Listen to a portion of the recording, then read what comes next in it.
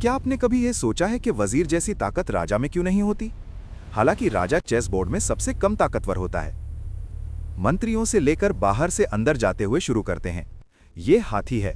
अगर इसे ध्यान से देखेंगे तो ये किले की दीवारों की तरह है, मतलब इसका काम है बाहरी हमलों से बचाना, फर्स्ट लाइन ऑफ डिफेंस। इसके बाद आता है घोड़ा यानी नाइट्स। ये सिग्निफाइंग कैवलरी या कमांडोज होते हैं, इसलिए ये जंप कर सकते हैं और दुश्मन के इलाके में घुस के वार कर सकते हैं। इसके बाद आते हैं ऊंट। ये स्नाइपर की तरह अचानक से तिरछे हमले के लिए जाने जाते हैं। अब आते हैं वजीर पर, सबसे ज्यादा शक्तिशाली पीस पूरे बोर्ड पर, क्योंकि वजीर लगभग हर चाल चल सकता है और वजीर की उम्र ज्यादातर राजा से ज्यादा ही होती है, इसलिए वजीर इस खेल को बाकी सबसे पहले से जानता है। इसलिए सभी पियादे, हाथी, घोड़े, ऊंट वजीर को रिपोर्ट करते हैं, न कि राजा को, क्योंकि इन सबको लगता है वजीर ही सबसे ज्यादा बुद्धिमान है पूरे राज्य में। अब आते हैं राजा साहब पे। मान लीजिए आप राजा हैं।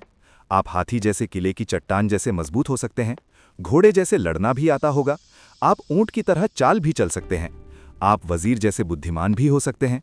आप में चाहे ये सब गुण हों, लेकिन आप फिर भी एक कदम ही चल सकते हैं, क्योंकि ये सब चाल और काम करने के लिए बाकी सब हैं। क्योंकि राजा का सबसे मेन काम है धैर्य, पेशेंस। क्योंकि अगर राजा खत्म तो सब खत्म। क्योंकि a king can't be reckless, एक राजा लापरवाह नहीं हो सकता। राजा का एक ही काम होता है, अपने साम्राज्य को बचाए और जिंदा रखना।